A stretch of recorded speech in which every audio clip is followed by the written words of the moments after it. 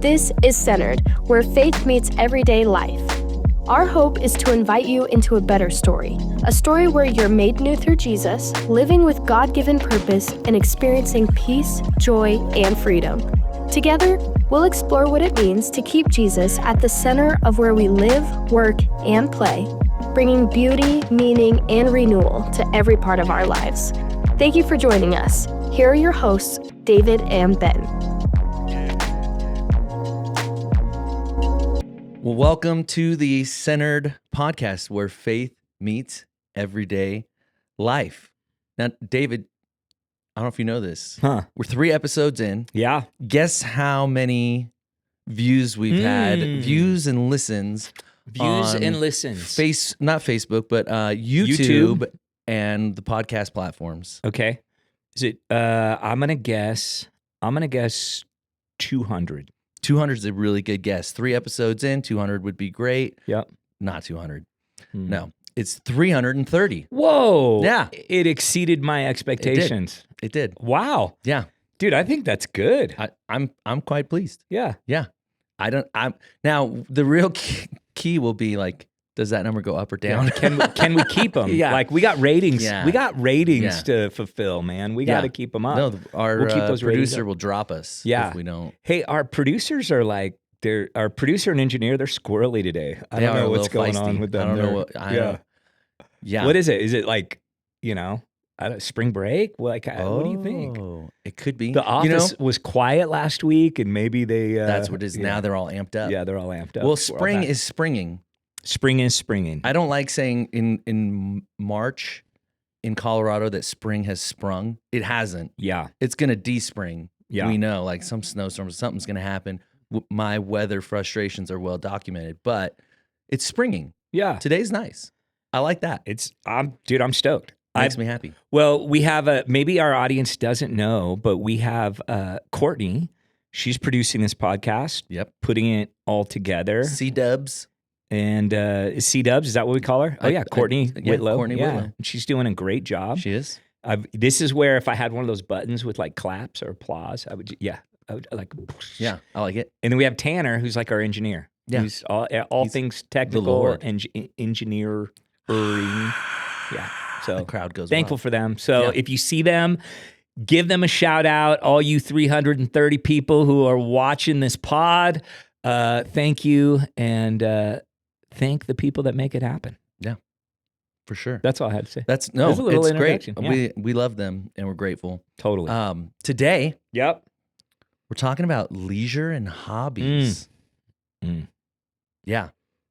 It's an interesting conversation, and I don't think it's a very like churchy conversation in the sense like it's not something we talk a lot about in church, aside from maybe like the guilting of how your hobbies interfere with your church attendance. Totally. That's definitely which I did do a little bit of that. But I tried to. I tried to. It was playful. I tried to soften it up. I knew people were expecting it, so I had to deliver. But what was I thought cool is that wasn't the whole premise. Right. That's just like a little. You gotta have a little dig barb in there. Yeah, for sure. Dude, I'm shocked how many people came up to me.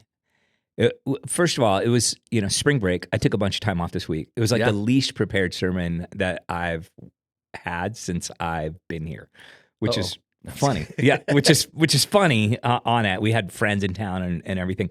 But I had more people come up to me and thank me for having that conversation and were like interested in it and it resonated with them in different ways. Not everybody in the same way, but in different ways. And it was just, it was interesting to me. Yeah. It pushed on something that I think people struggle with. Absolutely. Yeah, I feel the same way. And there's just been some interesting conversations that happen, as a result.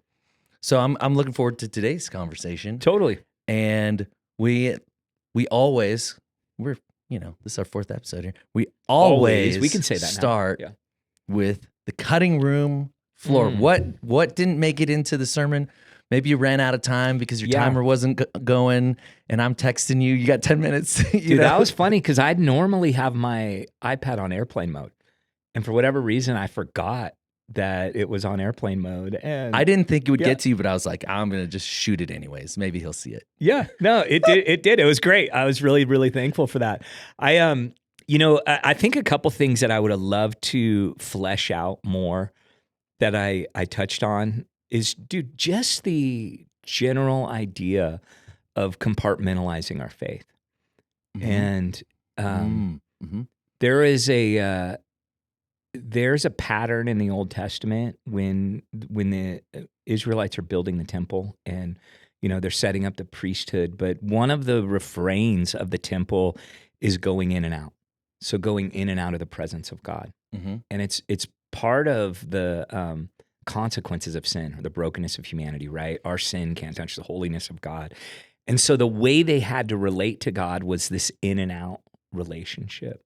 But one of the ahas of the good news about what Jesus accomplished on the cross was that veil was torn, right? Remember in the temple, veil was torn. So there's no more going in and out, right? There's no sense of barrier. There's no barrier between us and God. And I really do think that a lot of people live a compartmentalized faith where their relationship with God is in and out. They go into prayer, they go into Bible study, they go into worship, and and those are the places that we meet with God, but that's antithetical to the gospel. Yeah. The gospel, the veil's torn. We have access with God. And Paul says crazy things like pray without ceasing. Right, how do you do that? Yeah, and he doesn't mean like, get literal? on your knees and like cross your hands and pray. He's talking about we have this new reality or relationship with God where we're with him all the time. We are the temple. Yeah, we commune with him, and so we have access at any given moment to the Father. Yeah. And he's always present with us. He's always gives us his ear. And that was a distinction. Like when you do talk about the differentiation between the Old Covenant, the Old Testament, and the New Covenant, that's a big one, dude. A huge one. Yeah. Yet we still kind of operate in the old. Well, that's what I was going to say. It feels like we haven't fully embraced that. Yeah.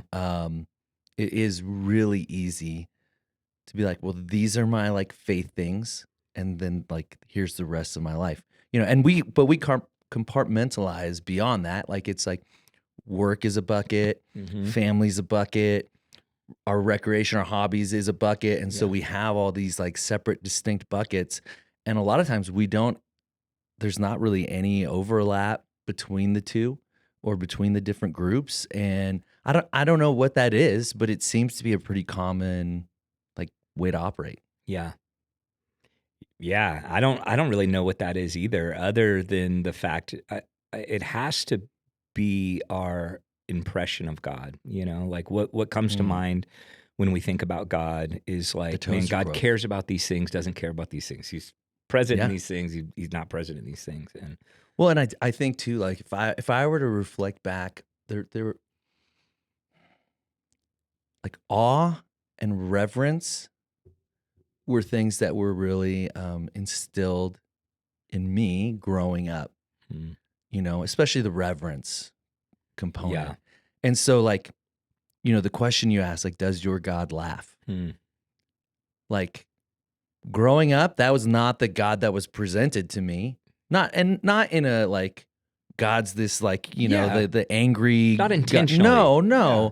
But it's just like, even just like we do this as parents, we talk to our kids about prayer. Right. And it's like they're screwing around during prayer. Yeah, I'm like, have a little reverence for goodness sake, And I think there is like there is a balancing act that should be there. We should have an awe, a reverence for God, and yet at the same time have a theology of joy, of like an understanding that he does laugh. Yeah. That he does enjoy creation. And so like, how do those two things live together? I don't think we have a real like paradigm for that. Yeah.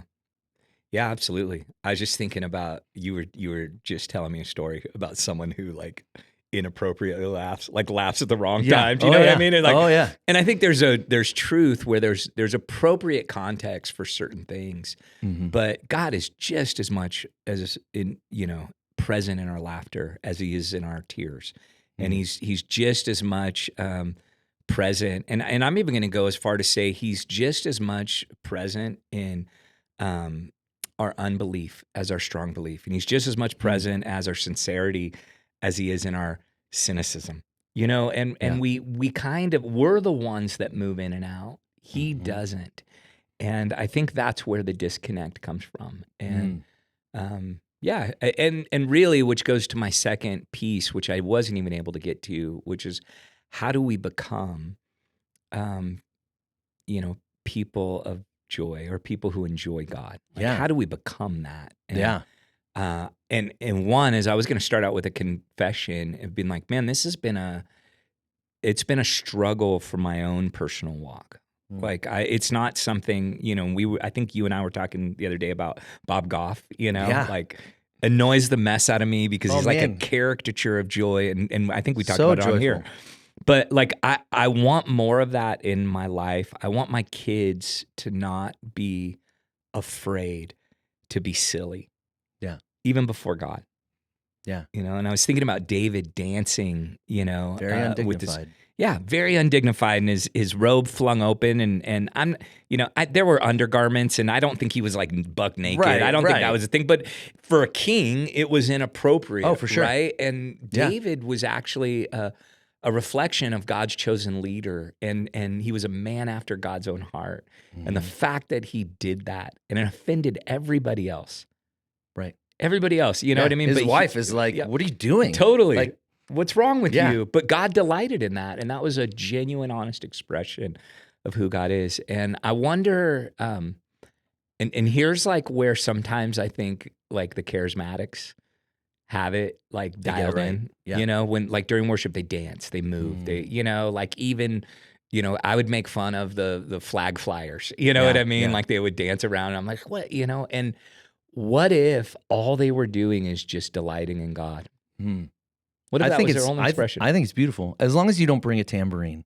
Yeah, like that messes up the band. That messes with the band, guys. Like, please don't we have bring a click tambourine going on in our ear. We can't have something going against man. the click. Yeah. But that aside, I do think it's beautiful. And I love seeing people like worship. And to just look out and everyone has their own. It looks different for everyone. Yeah, totally. I'm not saying like you have to be this really demonstrative. Yeah. But the one thing that is clear when you are is like there's this sense of abandon. Like, I'm not worried about what people think about me. I'm not worried about the environment. I'm strictly focused on praising God. Yeah, and I think back to the idea of my own struggle is it's one thing to be someone who doesn't care what other people think about them when they're dancing or laughing or enjoying or being silly or whatever the thing is, but I'm usually the person on the other side that's judging that person. Oh yeah, and I am too. That's the thing that like is where my own heart like needs a check in it, because it's like, and I don't know what that is. It's like I'm jealous maybe of their freedom, the fact that they can enjoy life in that way when I'm not, or they can enjoy God in a way that I can't or haven't. I think there's some cultural caricatures that have turned me off to it too, though, like the Ned Flanders. Kind of like totally howdily doodly neighbor or whatever. Like like there is something there that maybe culture has taught me this is weird. Yeah. You don't want to be like that. And so, I've like, I keyed in on that stuff. And like a lot of times Christian media is not great. Totally. Like, the storytelling is not great. All those things. And it's like, there's this caricature within culture of like what a Christian is, and there's obviously the bend towards like bigotry, and like there's that side of it that is certainly in culture, but then there's also this side of like you're just weird, and who wants to be weird? Yeah. I don't want to be weird. Yeah. Maybe I should want to. I probably should want to. Yeah. But there's something that doesn't like resonate about that. Totally. So in that, how do we become people who enjoy God? I think one of the questions or one of the beginning points of that is just examining, your own heart, your own joy. And I'd love to ask the question, and this is something I've been asking of myself, is like, David, what's holding you back? Like, what are you afraid of? What are you afraid of to see God as someone who delights, to see God as someone who laughs, to see God as someone who dances, to see myself as someone who laughs and someone who dances and someone who enjoys. What are you afraid of? What's holding you back? And like, I don't have any solid answers to that, but as I was working on this message, those are the things that I was reflecting. Like, well, it's a great question. No, it made me immediately think about, so a few weeks ago, we had a family meeting. And I had a really small like segment in the meeting, and it's just celebration, right? Like, yeah. And I remember that morning, I was like getting ready, and I was like, why is that hard for me? It's joy, right? Like, it's joy. Right. Like, why in my mind do I feel better equipped to deal with hard things and talk through those things than it is to just celebrate? And I think, like we can get into like my childhood and all, my dad, whatever. But I think there are some things there that like I was, things that I found joy in were like shot down as dumb. Yeah. And so I have this like self-defense response.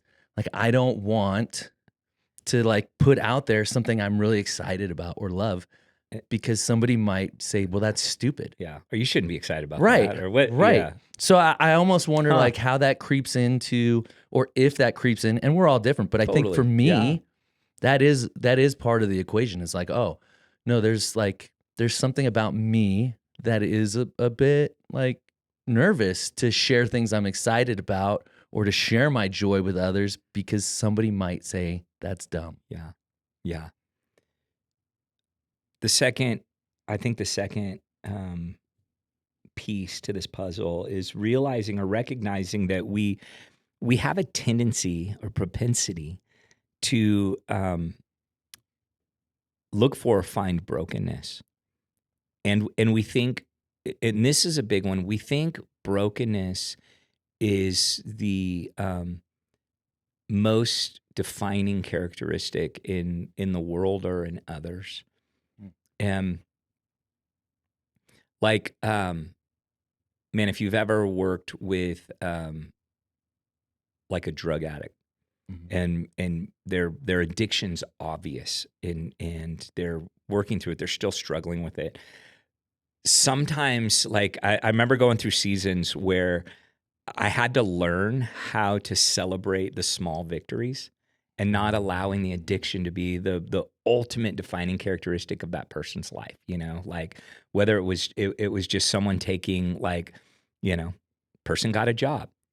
And in my mind, what I see in that person is, oh, they're going to mess it up. They're a drug addict. They're not, you know what I mean? Instead of just being able to delight in the good news of the moment that's there, it's like I have to be so concerned about, this thing. Like, can you celebrate? Like, say you have a friend who is a part of the LGBTQ community. Yeah. And they come to you with exciting news, like, hey, I got a promotion at work. Like, can you celebrate that moment with them and not only see them as more than whatever you view as the broken part of their lives? And I think that's a struggle for Christians, because we feel like somehow we're accepting the broken. Like things, enabling, like almost. enabling that thing, instead of just like delighting in things. And I wonder if we look at the world that way too. So we look out the world, we know it's broken. We know there's, systemic corruption, and we know that there's things that are going on, and it's hard for us to just stop and see the beauty of creation and to see the beauty of, like, athleticism or creativity or imagination or laughter or dance or whatever that thing is, because we can't look past the brokenness and see the goodness. And dude, I can guarantee you that if we see the world as the biggest defining characteristic of the world is its brokenness, we're going to project that on God. Wow. Dude, God made the world that we live in. Mm-hmm. And if he saw it beyond repair, or if he only saw it as broken, he never would have sent his son Jesus to redeem it. Right. Well, that's like a fool's errand. It's a fool's errand, right? Yeah. And yet that seems to be the defining characteristic that we just like gravitate towards in the world. And we just can't, we just can't see that. And there's a song I'm blanking on. It's a hymn, but it's talking about this is the Father's world. That's the name of the hymn. And it is so beautiful to remind us that God is not out of control. He's not like up there going, oh no, it's gonna spin loose. It's gonna, you know what I mean? Like that's not who he is. Like he got a job, but he's gonna lose it. Oh gosh, totally. That's not God. He created this world and it's filled with beauty, and we need to be a people. And matter of fact, it's like even the invitation to taste and see that God is good. Yeah. I don't know. And I don't see, I hear people, it's like, oh, you got to have the bad news before you can have the good news. And it's like, look, philosophically, I get that. Like, sure. I understand that understanding brokenness and the role that it plays in our lives. And I am never one to shrink back about sin and the devastating effects of sin on our lives and our own, the way that we've like sinned out of our own free will and rebelled against God. Like, I'm never one to shrink back about that. But we have to see that the bigger story in all of creation is the beauty and the magnificence and the goodness of God. We have, that has to be a part of our story, or else it's going to spill itself out in our everyday life. When whatever it is that we focus on is the thing that we steer towards. Totally. You know, it's like the problem with drunk driving, right? Is especially at night, you see headlights, and you're just like, oh, look at all those, look at those beautiful headlights, or whatever. Like, I don't know what it is, but it's a bit of a microcosm of how we live. Yeah. Whatever we are focused on, if we're so focused on the brokenness of humanity, and we never move past that, then we do project that into everything. And every situation, somebody has a motive. Something bad's going to happen. That brokenness is going to seep out, and it does say a lot about what we maybe not like articulate about God, but like subconsciously probably believe about God. Yeah. I almost started the whole sermon reading a portion out of Revelation, the book of Revelation, that talks about the end of all things. Because I thought, man, what a beautiful, like, the Bible begins and ends with the beauty and the goodness of God's creation. Yeah. And the middle is all messy. the messy, but it's also the story of redemption. And it's even in the mess that what's supposed to come out of the scriptures is what the psalmist would describe as the steadfast love of God, or the covenant love of God, or the immovable, like unfathomable love of God. That's the reason, even the cocktail of brokenness and sin and messiness and humanity and filth and all the stuff that goes on in the middle, the reason that's given us so that the beauty and the magnificence of God could rise to the top in that and show us how much bigger that much more beautiful. It's that much more beautiful. And it's bigger. Mm-hmm. It's bigger. And so now when I experience life, like, I have the freedom to like enjoy the world and enjoy God in it. Like, I can enjoy God and I can enjoy people, regardless of where their faith lies, where they stand, what they align their lives with. Like, I can look at them and see the beauty of God and know that God is, God's bigger than their sin. God's bigger than their brokenness. And then I can look at my own life and be like, dude, God's bigger than my sin and my brokenness. And it lifts me out of that. And I do think that that's where a person who enjoys God, I think having that framework for creation is where that comes from. Mm. I think most people who believe that, the world and the earth is going to hell in a handbasket, and and fixate on phrases like destruction and fire and all those types of things, that don't understand the full story of what God's doing and how hyperbole works and all this stuff. They tend to miss the opportunity to delight in God here and now. Yeah, it's good. All right, it's time for a second segment. Yeah, we call it Just for funsies. I love it. We can't hear it. No, but we know it's good. We know what it sounds like. Coming. It's great. Yeah. It's great. It's coming. All right. So do you watch the show Severance? Yes. I love this show, dude. I love Severance. Yeah. We are not finished with it yet, and you just told me today that season 2 is all out. So we'll probably finish it tonight, just since you told me that. You should. Yeah, it's so good. Yeah. So good. The final episode is probably the most violent episode that there's been. And yeah, for sure. It's so good. Like, there hasn't been a lot of violence. No, there's been very little. There's any. So yeah, if there's sensitivity, I'll just prep you, but I'm not going to spoil it. Okay, don't spoil it for me. So if you're not familiar with Severance, 1, dude, you're missing out. 2, so what it is, it's a show about this mysterious company, Lumen.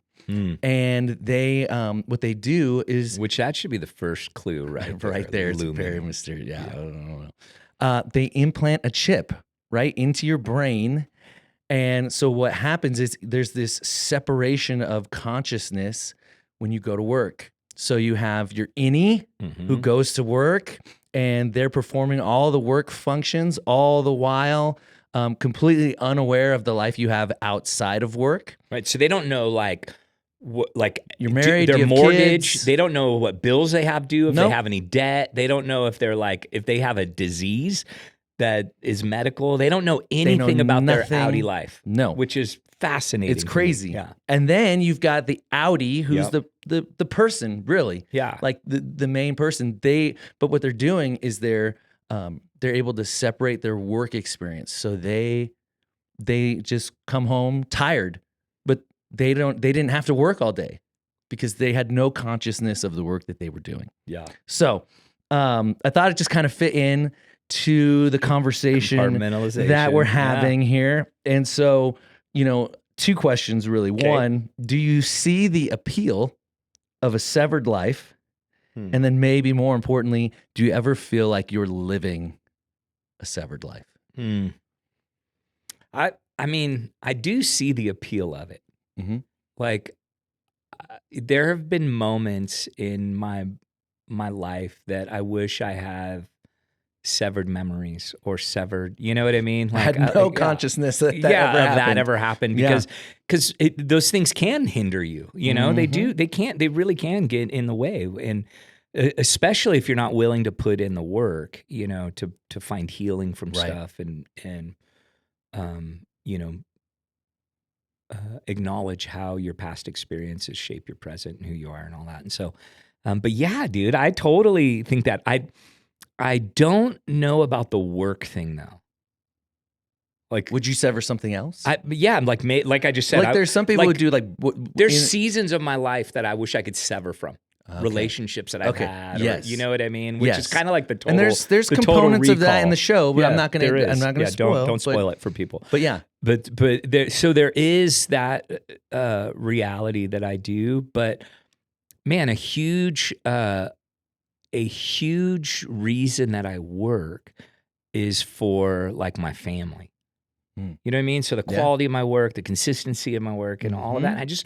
I wonder what that would do. Like, yeah, how does it change your work experience? How does it change the quality of the work you do? Totally. I don't know. It's such a foreign. It's crazy. There's kind of a like. I don't know, not craze is the wrong word, but like there's been a lot of conversation throughout the years of like work-life balance.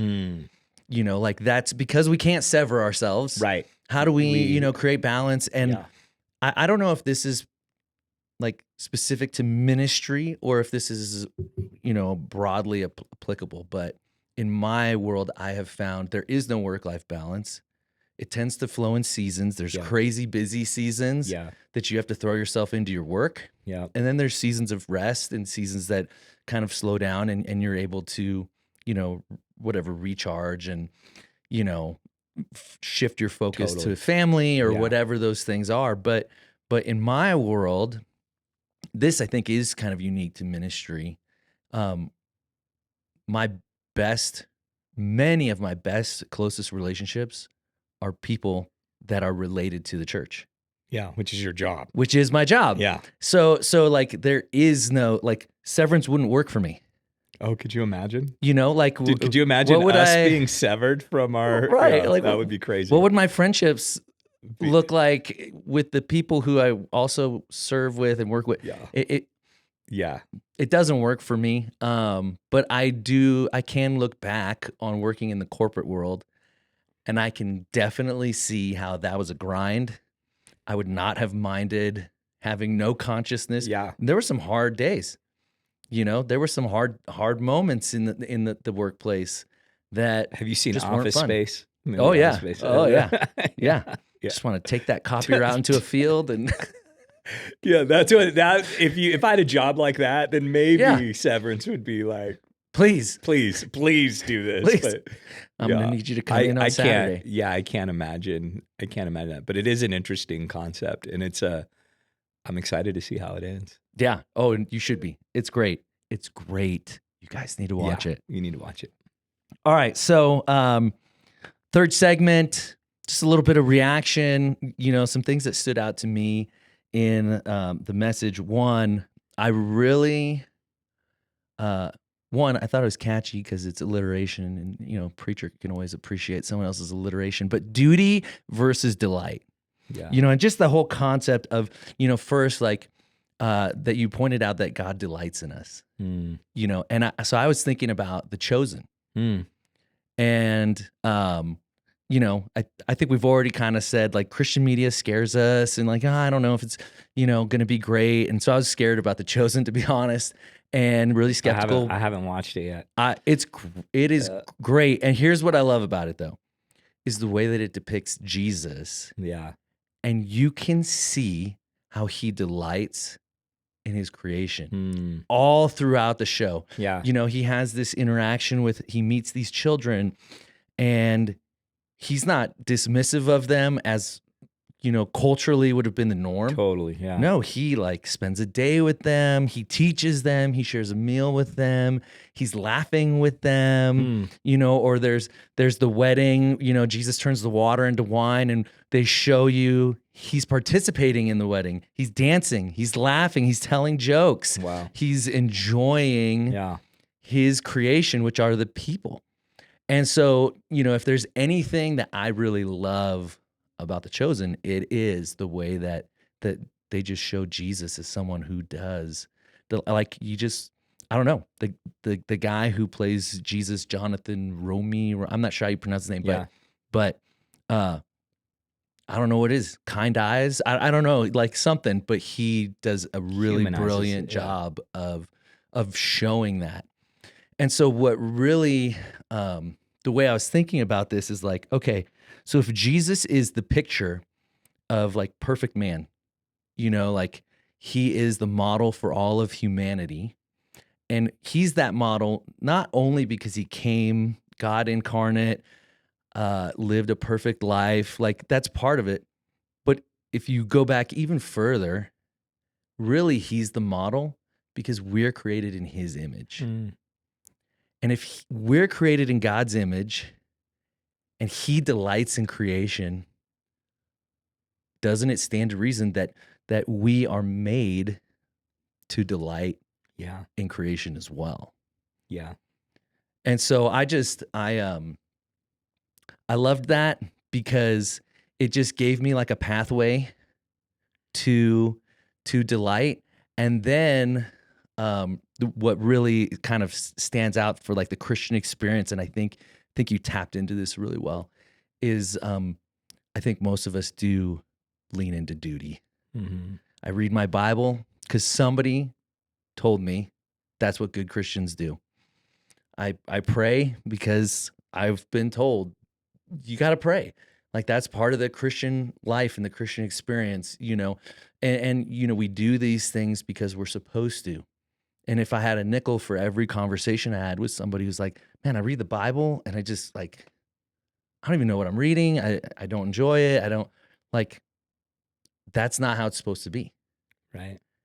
And yet that is the common experience for so many people. So I don't know, just tell me a little bit about you've kind of shared, you've been in that. Yeah. How do you move out of that? How do you, what? Yeah. I think we live in a culture of becoming, where we're always self-improvement. We're always getting better. We're always trying to, improve different things in our lives. And it's everywhere. Like it's our financial life. It's our relational life. It's our health life. We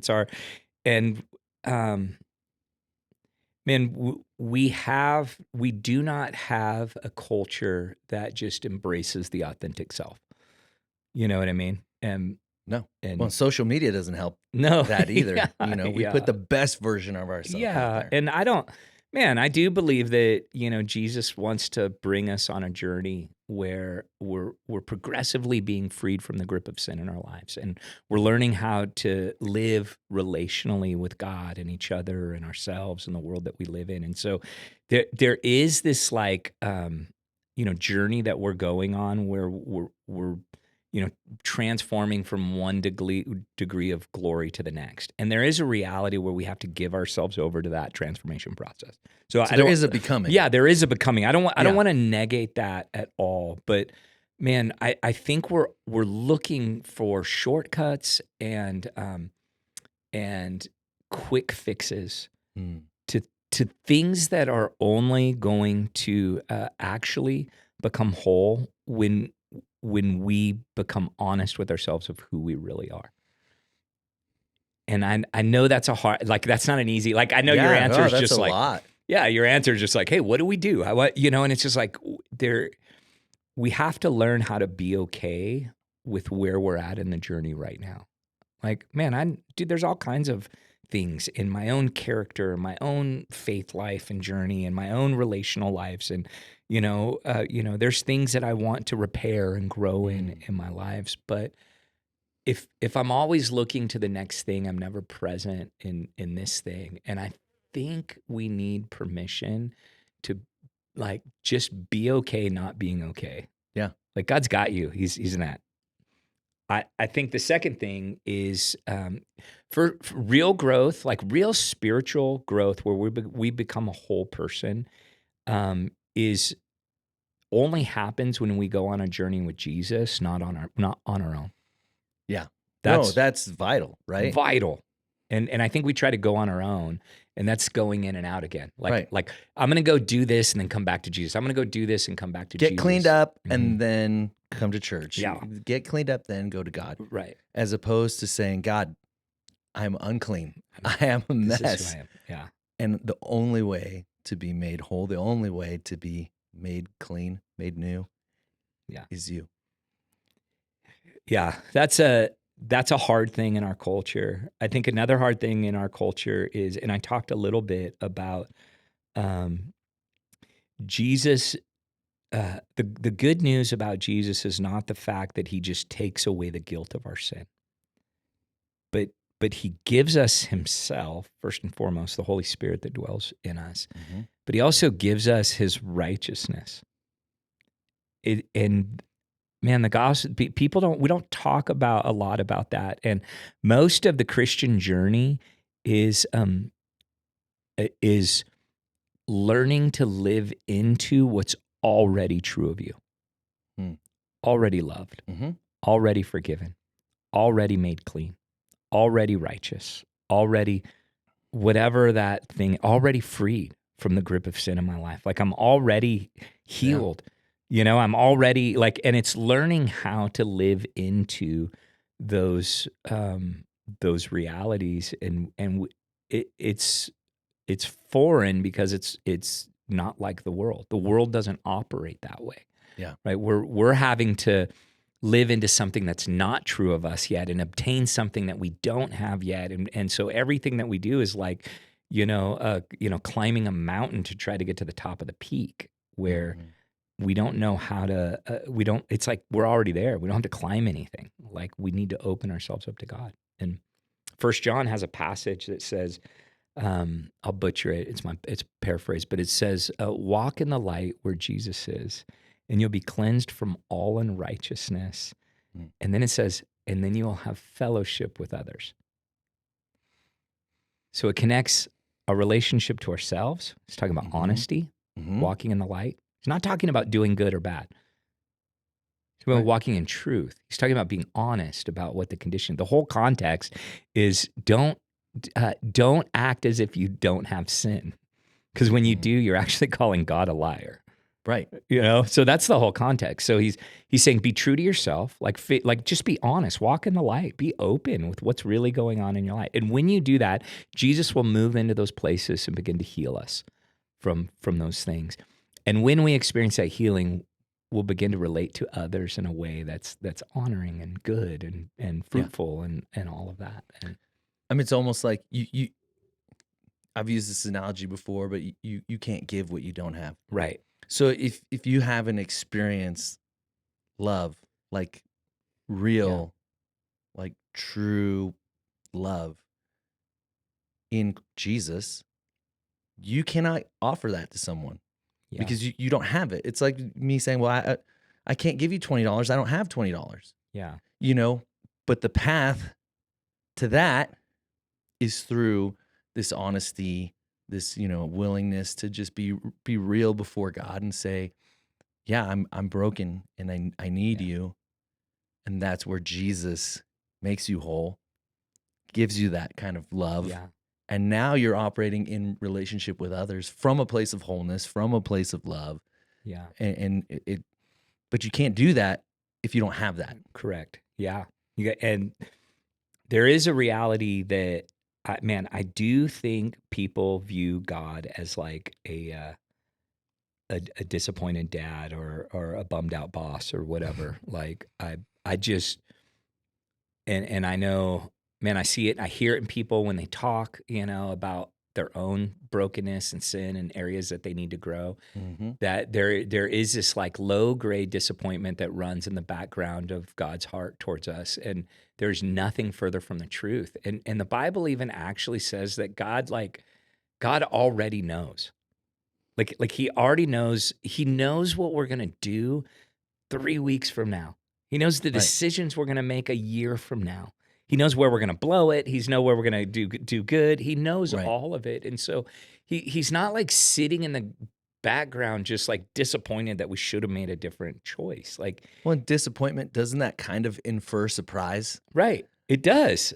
Like I expected you to act this way, and you did something else. And you did something else. Well, those two things are incompatible. If God knows, which he does, he's not the Bible surprised. Says he does. Yeah. Then he's not surprised by your shortcomings, your mistakes, the choices that you make. So he can't be disappointed, right? Because you haven't like shocked him, or he expected this, and like a good father, he wants more. He wants more for us than we want for ourselves. Unlike any other father in the history of the world, instead of just like giving a pep talk or being supportive or whatever, he actually like sent his own son to die so that we can have freedom from those things that are holding us back in life. It's the opposite of what we think. Like, God loves us so much and wants so much for us that he is willing to do, to the Bible talks about even descending to the depths of hell so that we can not have to. So that's the opposite of disappointment. You know what I mean? Well, absolutely. And if you just just to humanize it a little bit, like, I'm not doing that with either of my sons. No, there's nothing I would sacrifice my sons for. Right. So like, if that doesn't really help us understand the depth of God's love, like I don't know, and that's why I think being a father is like actually been one of the most helpful things in my spiritual journey, because it gave me just a little bit of insight into how God must view us in ways that I thought I understood, but I really didn't till I experienced it.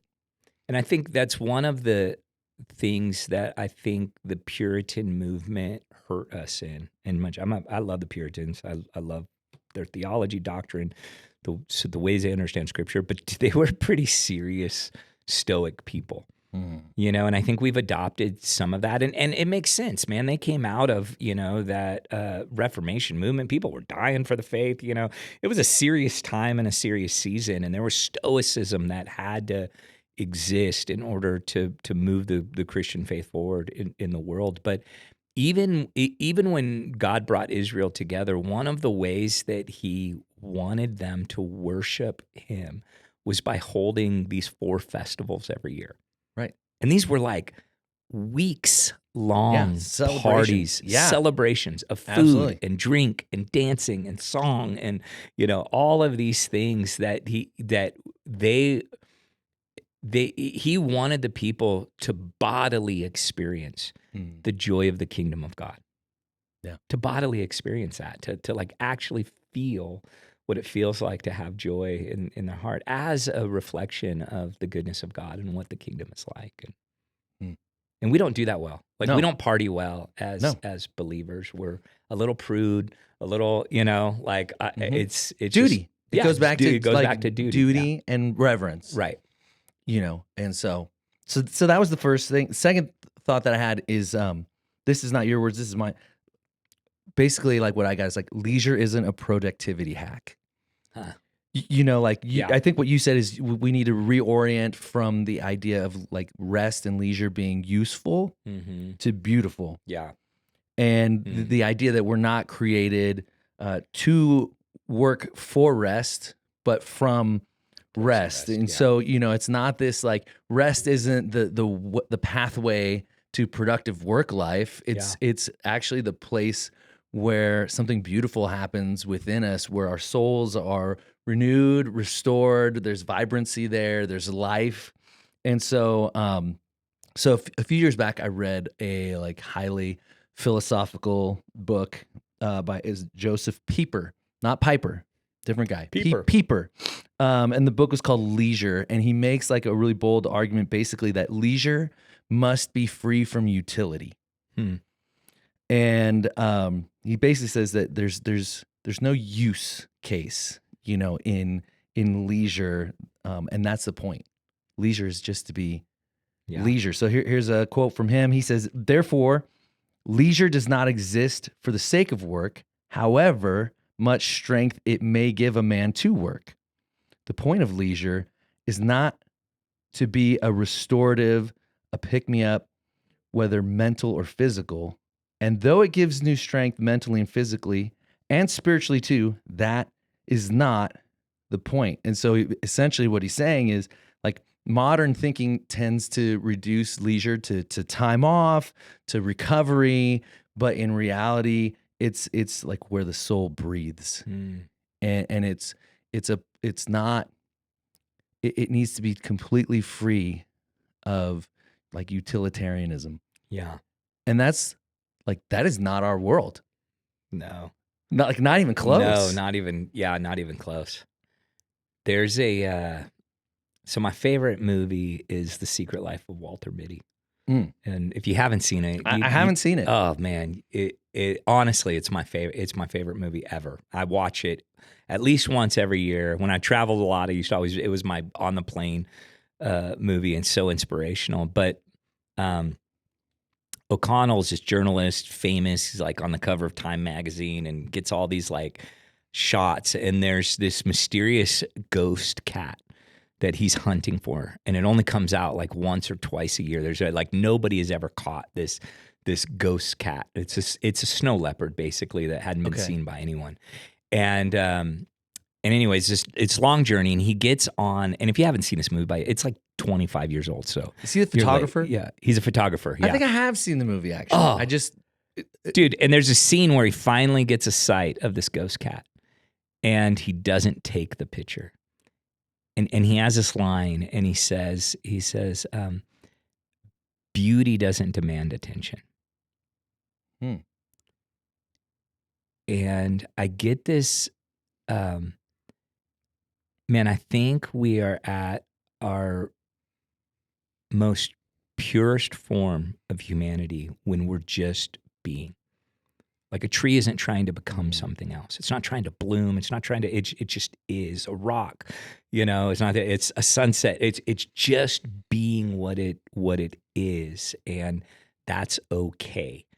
It's not trying to be useful, it's finding its identity in just what the thing is. And dude, we just need more of that in our lives. We need, Tara and I, my family, we go on a walk, and my daughter and I, man, we're not good at leisure. Neither of us are good at leisure. So we'll go on this hike, and Mo and Tara will they love to stroll and look at the flowers, and Julie and I will turn it into a workout, right? We'll start running, we'll go up plains, we'll climb it, you know what I mean? And we got to make it useful. It's got to benefit us in some way. It can't just be enjoying creation. And man, we got to get back to that. And I think we treat God like that too. In both ways, that we want to be useful for him and we want him to be useful for us. And in many ways, it's a combination of the two. And man, if there's never moments of just enjoying one another, it's going to be a broken, skewed relationship. Yeah, no, that's good. I remember that there was a season where, I meet with Rick McKee quite a bit, and Rick asked me, as he always does, how are you doing spiritually? And I remember just saying, right now, I'm focused more on being than doing.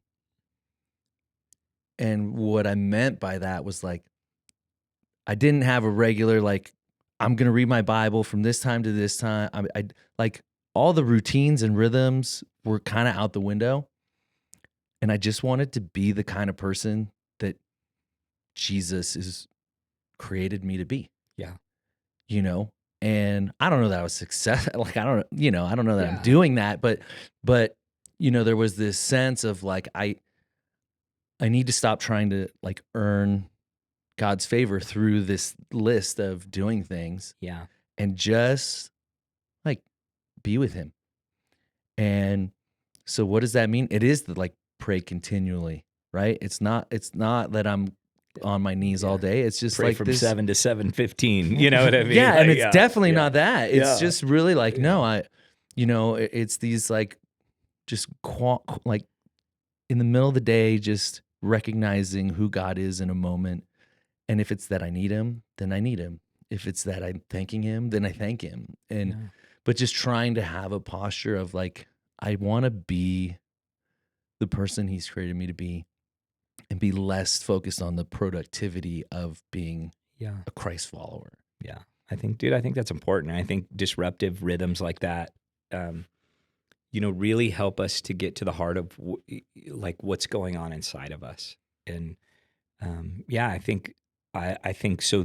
The two of the heart shifts was the moving from useful to beautiful, but the second one was, or the final one was, the middle one was moving from escape to engagement, right? Where we see our leisure as an opportunity to engage with God instead of escape from the world. And that's really a big shift that I don't think we need to go into. But the last one is that entitlement to gratitude, where we see leisure and hobbies as something that we earned or deserved because through hard work. Through hard work. Yes. And not as a gift of God. And I think that damages it a lot, because it diminishes the value of what that gift actually is. I think it makes it less than what it's supposed to be. You know, and whether it's buying a mountain bike or a bag of golf clubs or a new, snowboard, or whatever that thing is, if we don't see those things as one of the ways that God delights in us and has gifted something good to us, man, I think miss probably one of the most purest forms of worship and delight in God. You know? I mean, I think entitlement as a general rule just screws everything up. Oh, yeah. You know. Yeah. But we do have appropriate, like, have you ever listened to someone talk about, and this is how I can tell where people are at spiritually oftentimes, is when they talk about retirement. Yeah. There's a few very different postures. Totally. Towards retirement. Yeah.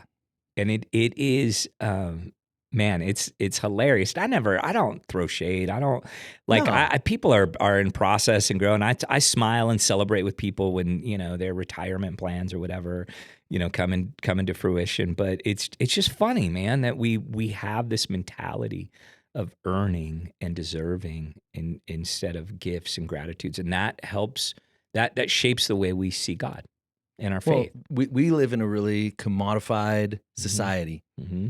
So it is transactional, and by sheer nature, like the way a transaction works is like, I do this, I receive this, I give you this, I get this. Yeah. And so what we do though, I think we extend that to things that are not commodities at all. Yeah. And so now we're in a situation where it's like, I've worked hard. Well, what you earned was your paycheck. But what we tell ourselves is I earned these ancillary things on top of it that are completely unrelated to the job. Right. They're loosely related because the pay maybe allows you to do those things, but you didn't earn those things by working. You earned money by working. Yeah. And so but it's like the most natural, normal thing. I do it. I'm not throwing shade. I literally do this. But I think it's a real thing. Totally, dude. Yeah. Okay. Next segment, and I don't think we have a drop for it, but if we do, Courtney will just right here. Right in. David's low-key obsession. Low-key obsession. Okay. Does it have to be church-related? I forgot. Is it like what's going on around Mosaic? Low-key obsession with Mosaic? Yeah. I think Man, is it that hard? No, I'm kidding. No, it's not. I have so many things that I'm low-key obsessed with in life. I just kind of the way I am.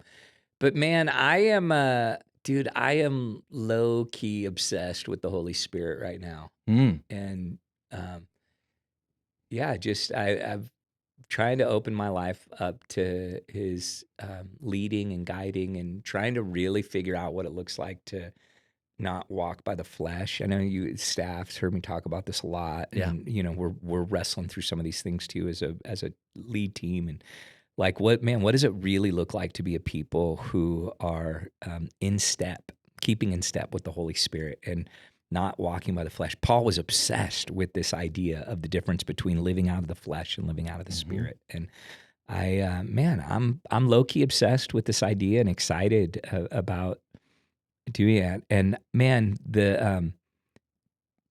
dude, like worship has been so good for me lately. And I don't mean good like, oh, you're doing a good job, but like my worship experience has been like, as I've tried to be more in tune with the presence of the Spirit, has been so good. And I hear from God. I'm connect with Him.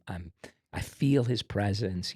All of those types of things. And so, yeah, dude, it is legitimately a low-key obsession right now. I'm reading books about the Holy Spirit. I'm trying to like figure out what it looks like to be a leader who is in tune with the Holy Spirit. Led. Yeah. Yeah. It's the Spirit is interesting because if we're Spirit led, like implicitly, we're not in control. Yeah. Which we dislike. We don't like so that. Like there's this constant like tug of war that I personally feel is happening with me and the Spirit. And it's like, no, I want control. Oh no, you take it. Oh no, I want it back. And so, yeah, it is. But there's something like very life-giving. Totally. About relinquishing that control. And sometimes I find in my life, it's generally in short bursts. Yeah. It's not like long seasons. Yeah. It's just like, sometimes it's just a moment. Yeah. and I'm like, oh, I'm communing with God right now. Yeah. And then, other times it might be a little longer, but it's not like this, like, well, man, I had a month where I was just like walking in the Spirit and like it was the craziest month ever. No, it's like, I had this like 20-minute moment and it was great. I love that. And I think that's how we do grow and move forward are those little moments. And, it doesn't have to be like this new reality that we live into, but we just experience it and burst.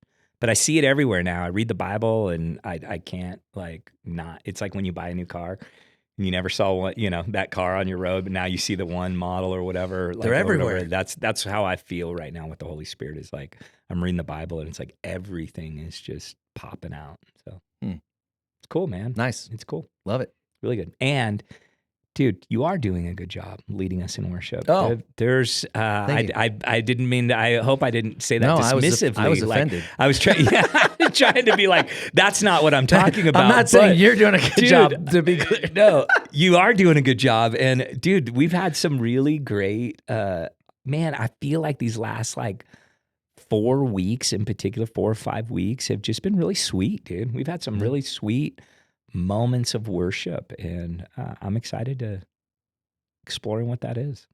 Yeah, I mean, I love it, but what I don't just I enjoy being on stage and singing and leading and to a degree performing, like that component of it. Like I would be disingenuous for me to say I don't enjoy that.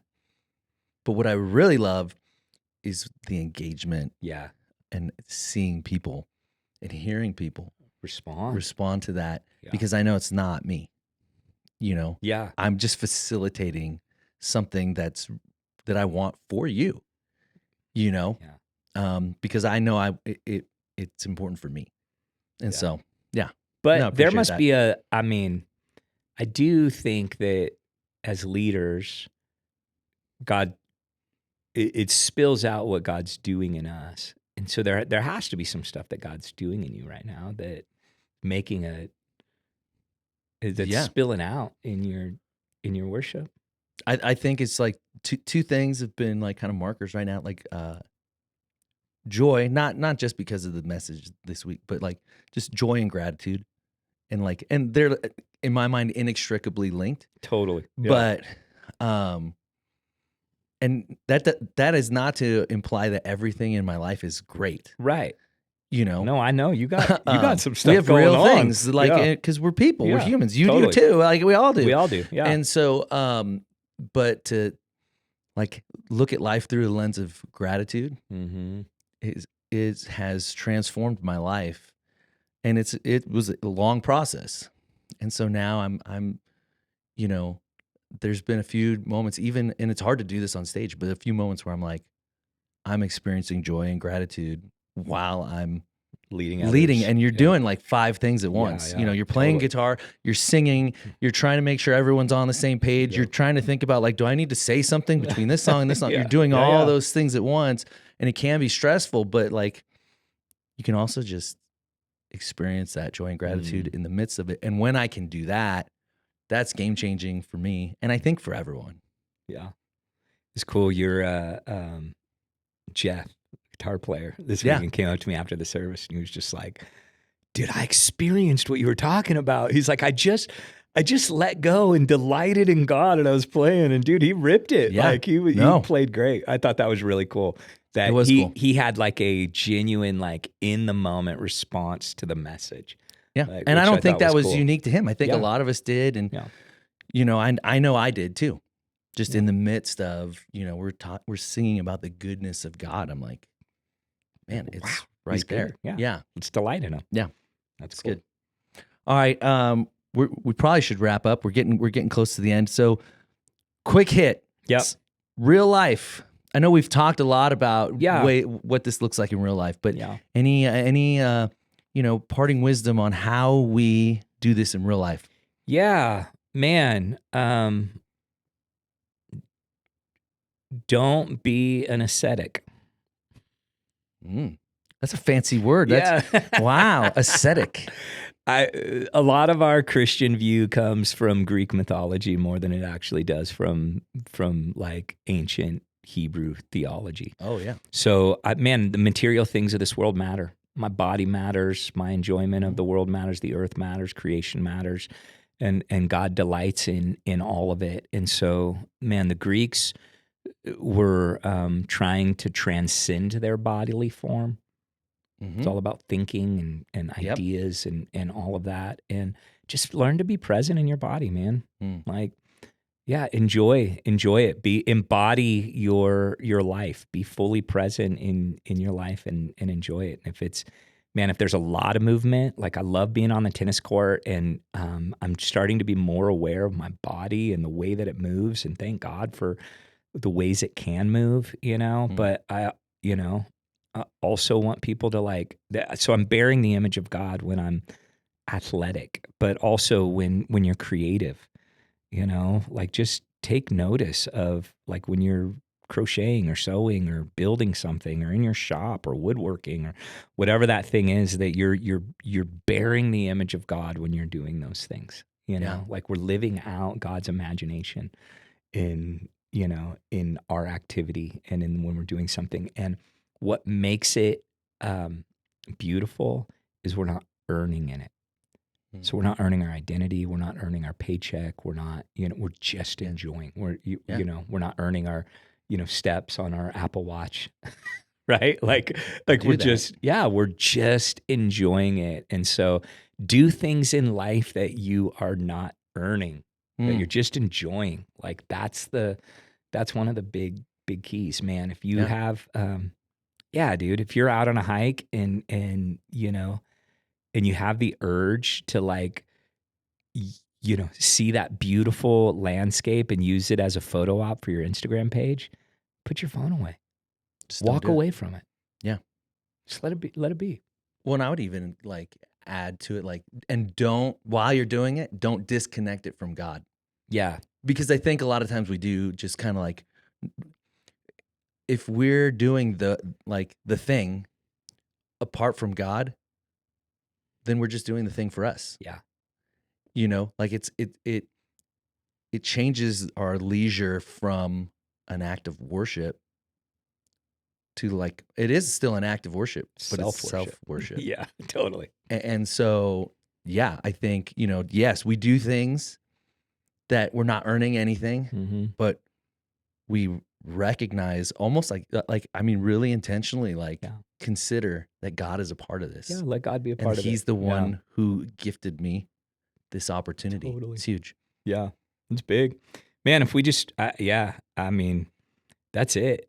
There's not a bunch of step A's. I think more than anything is just be aware of the presence of God. And when Tara and I, when we lead groups, we've done youth, young adult ministry, and we've had small groups and all of that. One of the first things that we try to do with our crew, our community of people, is consistently help them become more aware of God's presence in everyday lives. So we believe God is always at work in you, around you, and through you at the same time. He's always doing a million things.